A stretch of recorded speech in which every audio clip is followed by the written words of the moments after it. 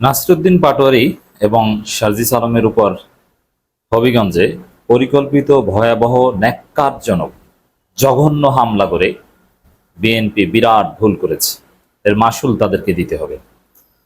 হ্যাঁ, এরকম একটা ঘটনাকে কিভাবে ক্যাপিটালাইজ করতে হয়, এটা নিয়ে কিভাবে রাজনীতি করতে হয়, কিভাবে প্রতিবাদ করতে হয়, এটাকে কিভাবে মার্কেটিং করে বিএনপির নাস্তানাবুদ করতে হয়, দেশে বিদেশে বিএনপির মান সম্মান কিভাবে নষ্ট করতে হয়, কড়ায় গণ্ডায় কিভাবে হিসাব বুঝিয়ে দিতে হয়, এটা নাসিরউদ্দিন পাটোয়ারী সার্জিস আলমরা জানে।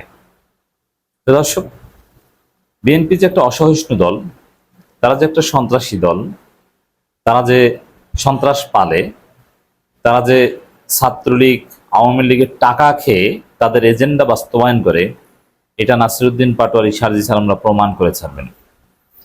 জামাতের লোকজন মার খায়, মার খেয়ে সহজে ভুলে যায়, কিন্তু নাসিরউদ্দিন পাটোয়ারী সার্জিস আলম এরা মার খেয়ে সহজে ভুলে যাবেন না।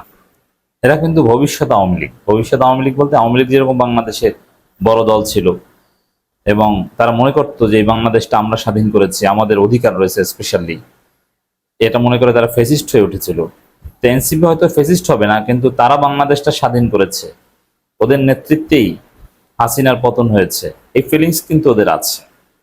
অতএব আওয়ামী লীগ নাই, আওয়ামী লীগের মতো বড় দল কিন্তু ভবিষ্যতে এনসিপি। তো এনসিপি এর কড়ায় গণ্ডায় হিসাব নেবে। দর্শক, এই হামলার সময় জয় বাংলা স্লোগান দেওয়া হয়েছে এবং সরাসরি ছাত্রদল যুবদলের লোকজন এই হামলায় অংশগ্রহণ করেছে। তাহলে বিষয়টা কি দাঁড়ালো? এবং আরো অনেক রহস্য, আরো অনেক সন্দেহ সংশয় এই হামলাকে কেন্দ্র করে সামনে আসছে। শাহাবুদ্দিন চুপ্পুকে সেফ এক্সিট দিতে, জনগণের আলোচনা, জনগণের দৃষ্টি শাহাবুদ্দিন চুপ্পু থেকে ভিন্ন দিকে ফেরাতে এই হামলা হয়ে থাকতে পারে। শুধু নাসিরউদ্দিন পাটোয়ারী কিংবা সার্জিস আলম নয়, যশোরে জামাত এমপির ঘটনা, হবিগঞ্জে সার্জিস নাসিরউদ্দিন পাটোয়ারীদের ঘটনা, এগুলো পুরোটাই, বিশেষ করে যেহেতু জামাত এনসিপি তারাই শাহাবুদ্দিন চুপ্পুর সেফ এক্সিটের বিরোধিতা করছে এবং স্বরাষ্ট্রমন্ত্রী নিজে সেফ এক্সিট দিতে চাচ্ছেন, অতএব চুপ্পুকে সেফ এক্সিট দেওয়ার পেছনে এখন প্রধান বাধা জামাত এনসিপি। তারা ওয়াচডগের ভূমিকা পালন করছে যে না, শাহাবুদ্দিন চুপ্পুকে সেফ এক্সিট দেওয়া যাবে না। এই কারণে জামাত এনসিপিকে যদি মায়ের দিয়ে তাদেরকে ওই মাইন নিয়ে ব্যস্ত রাখা যায়, এই ফাঁকে জনগণের দৃষ্টি যদি চুপ্পু থেকে সরে যায় আর এক ফাঁকে যদি তাকে সেফ এক্সিট দেওয়া হয়, চুপ্পু কিন্তু পাগল হয়ে আছেন। তিনি বারবার বলছেন বিএনপির যাদের সাথে সমঝোতা হয়েছে তাদেরকে যে বাবারা, আমি তো বঙ্গভবনও ছাড়লাম, আমি চাইলে 1 মাস থাকতে পারতাম, তো এখন আমাকে বিদেশ যেতে দাও, এখন আমাকে বিদেশ যেতে দাও। এরকম চলছে দর্শক। তো এতে বিএনপির এরকম কোনো মোটিভ যদি থেকে থাকে যে চুপ্পুকে সেফ এক্সিট দিতে, যশোরে এই ঘটনা, হবিগঞ্জে এই ঘটনা, এতে কাজ হবে না। চুপ্পুকে সেফ এক্সিট দিলে জনগণ ফুসে উঠবে এবং সেফ এক্সিট দেওয়া যাবে না, সালাউদ্দিন আহমেদের চেয়ার টিকবে না। আর এগুলোর পেছনে এই যে হবিগঞ্জে এনসিপি ছাত্রদলের উপর হামলা করার সুযোগ দেয়া কিংবা যশোরে জামাত এমপির বাসভবনে মত করার সুযোগ দেয়া, এটা কিন্তু সব পরিকল্পিতভাবে পুলিশের উপস্থিতিতে হয়েছে।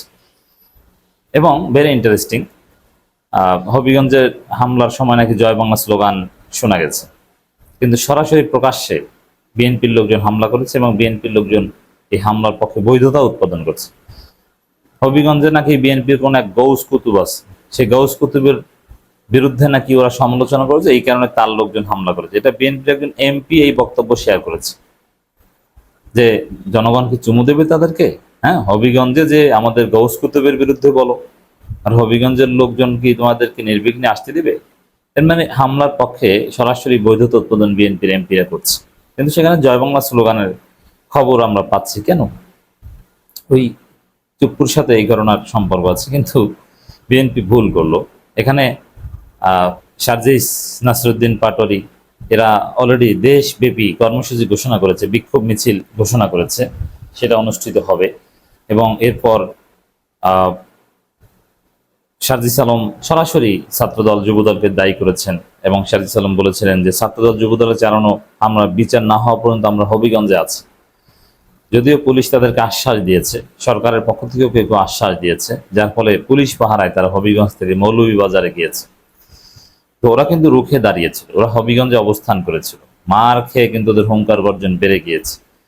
আর নাসিরউদ্দিন পাটোয়ারি কি জিনিস এটা তো পুরো জাতি জানে।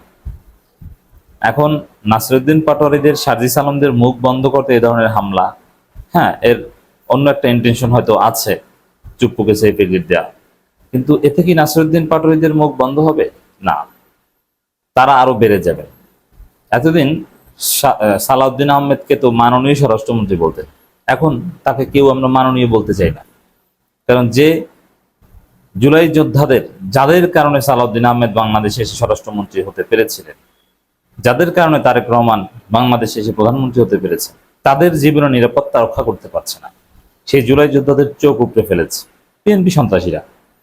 সেই জুলাই যোদ্ধাদের কারো হাত ভেঙে ফেলেছে, পা ভেঙে ফেলেছে। কি বিভৎস রক্তাক্ত দৃশ্য হবিগঞ্জে আপনারা দেখেছেন। তো এইটা যে স্বরাষ্ট্রমন্ত্রী আন্ডারে এটা ঘটে, তার দলের লোকজন করে, পুলিশের উপস্থিতিতে এই হামলা করা হয়েছে। Could you imagine? পুলিশেরা থামাতে পারেনি। সেই পরিস্থিতিতে দর্শক, বিএনপিকে এর মাসুল দিতে হবে এবং সারা দেশ এনসিপি উত্তাল করবে। আর এনসিপির এখানে আরেকটা স্পেশাল দিক আছে, তারা বাস্তবিক পক্ষে তাদের মাঠের শক্তি যাই থাকুক না কেন, তারা অনলাইনে একটা হাইপ তুলতে পারবে, প্রতিবাদের ঝড় তুলতে পারবে এবং এটা নিয়ে রাজনীতি করতে পারবে।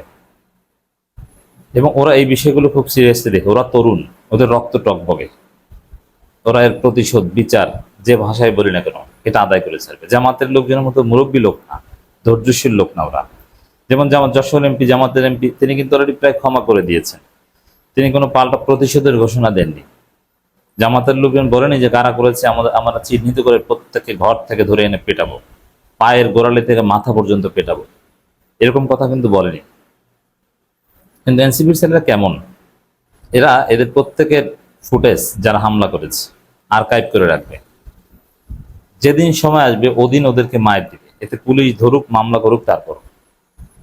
This is Nasiruddin Patwari.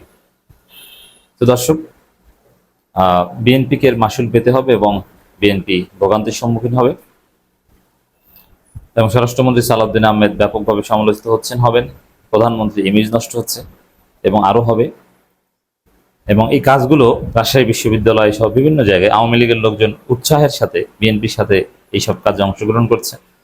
তারা স্যাবোটাজ করে যে কোনো ধরনের লাশ ফেলার চিন্তা করবে, যার মধ্য দিয়ে পরিস্থিতি উত্তপ্ত হবে, এরপরে বোমাবাজি করবে, এর মধ্য দিয়ে পরিস্থিতির ভয়াবহ অবনতি হবে এবং এরপর দেখবেন যে 111 এসে গেছে।